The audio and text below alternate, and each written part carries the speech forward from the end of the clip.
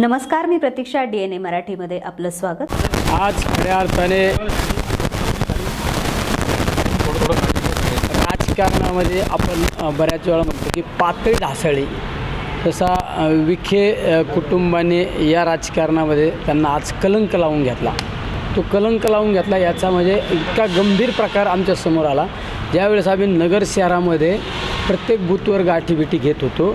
आमचे युवक नेते विक्रम राठोड यांना संबंधित काही मतदारांचा फोन आला की भिंगार चौकामध्ये, स्टेट बँक चौकामध्ये, छावणीमध्ये एक शाई लावण्याचा प्रकार त्या ठिकाणी चालू आहे.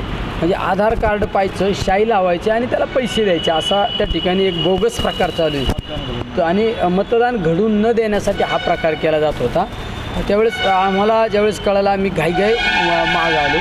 तर आम्ही ते टोळी, एक 10-15 जणांची टोळी आम्ही त्या ठिकाणी, त्या टोळीवर लगेच आम्ही कॅप्चर केली. त्यामध्ये बरेच जण पळून गेले, पण आम्ही 2 जण आम्ही त्या दिवशी तिथं सापडवली. त्या ठिकाणी एक शाईची बाटली आम्हाला सापडली. शाईची जी बोटाला लावतो, माझ्या पायावर शाई सांडली, मग याच्या हातावर पण सांडली. शाईची बाटली सापडली आम्हाला तिथं आधार कार्ड आणि आपलं इलेक्शन कार्ड पण सापडले. आणि जो माणूस तिथं सापडला, आता एक जणाने तर जो शाई लावायला आलता त्यांनी तिथं सांगितलं की आम्हाला पैसे देणार होते आणि त्यामुळं मी या ठिकाणी आलतो. आणि ज्यांनी कबुली दिली की मी सकाळपासून बऱ्याच ठिकाणी आज बऱ्याच जणांना शाई लावली. हे बघा ना, कलंक किती आहे राजकारणाला. तो लोणी प्रवाराचा होता.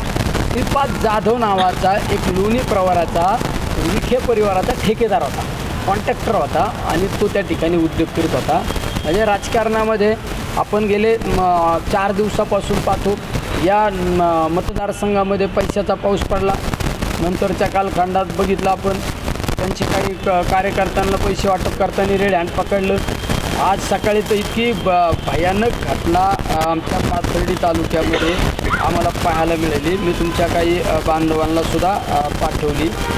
तो प्रकार म्हणजे ती घटना सगळ्यात महत्त्वाची म्हणजे आमचा जो कर्मचारी असतो त्या कर्मचाऱ्याचा व्हिडिओ दाखवतो तुम्हाला. त्याच्या बघा ना, त्याच्या जो टेबल असतो, टेबलवर बॅलेट सापडली. काय भाजपच्या उमेदवाराचा बॅलेट या कर्मचाऱ्याच्या टेबलवर सापडली. म्हणजे जो निवडणूक आयोगाचा कर्मचारी असतो त्या कर्मचाऱ्याच्या जर टेबलवर भाजपच्या उमेदवाराचं पॉम्पलेट सापडलं, हा प्रकार तर इतका म्हणजे लोकशाहीला घातक प्रकार आहे. तो प्रकार घडला. नंतर आजच परत त्यानंतर काही तास नाही गेले तर राजेंच्या प्रभागामध्ये बाळासाहेब बोराटे आणि आमचे शहर प्रमुख संभाजीराजे यांच्या प्रभागामध्ये एका अधिकाऱ्याने एक महिला, भोळसट महिलेचं त्या ठिकाणी तिला इद्रिस आडनावाच्या एका महिलेचं तिचं मतदानच त्यांनी केलं. ते म्हणले तुला मतदान करताना यायचं, मी मतदान करतो. आणि त्यांनी ते कमळाव बटन दाबलं. तो एक प्रकार घडला आमच्या भोईरगांगार्डामध्ये, माझ्या मतदारसंघात. भोईरगांगार्ड या गावात त्या ठिकाणच्या एका अधिकाऱ्याने, ज्येष्ठ माणूस आल्यानंतर त्याला सांगायचं तुम्हाला दिसणार नाही बाबा, मी मतदान करतो. आणि ते मतदान त्याने कमळाला मतदान दाबायचा प्रयत्न केला. अशा 4-2 त्या वयस्कर बाबांनी बाहेर सांगितलं, अरे हे माणूस आम्हाला सांगतो तुम्हाला मतदान नाही करता यायचं, मी करतो. आणि तो कमळाला मतदान करतो. मग ते बूथसुद्धा बंद केलं. तर तिथं मग अधिकारी गेले, तिथं पोलीस डिपार्टमेंट केलं, मग ते अधिकारी बदलले. आणि आज तर नंतर आम्ही कालपासून ऐकत होतो शाई लावायचा प्रकार चालू. शाई आम्ही तर राजकारणात पहिलीच गोष्ट ऐकली, तर आम्ही प्रत्यक्ष रंगी हात पकडले. त्याला आम्ही भिंगार पोलीस स्टेशनला, त्या श्रीपाद जाधव नावाच्या व्यक्तीला भिंगार पोलीस स्टेशनला जमा केलं. त्याची शाईची बाटली जमा केली. आमच्याकडे सगळे व्हिडिओ पण आहेत. म्हणजे हा राजकारणाचा गळा घोटण्याचा प्रकार, दबावशाहीचा प्रकार या ठिकाणी पाहायला मिळतो. याचा अर्थ मान्य झाला. ज्या माणसाला पराभव मान्य जो होतो तोच माणूस अशा चुकीच्या पद्धतीने करतो. आता तुम्ही पहा, एखाद्या अधिकाऱ्यांना हाताशी धरून किती मतं बदल करू शकतो? 5-10 मतं बदल करू शकतो. हे प्रकार करण्यापेक्षा लोकांच्या हृदयावर राज्य करा ना.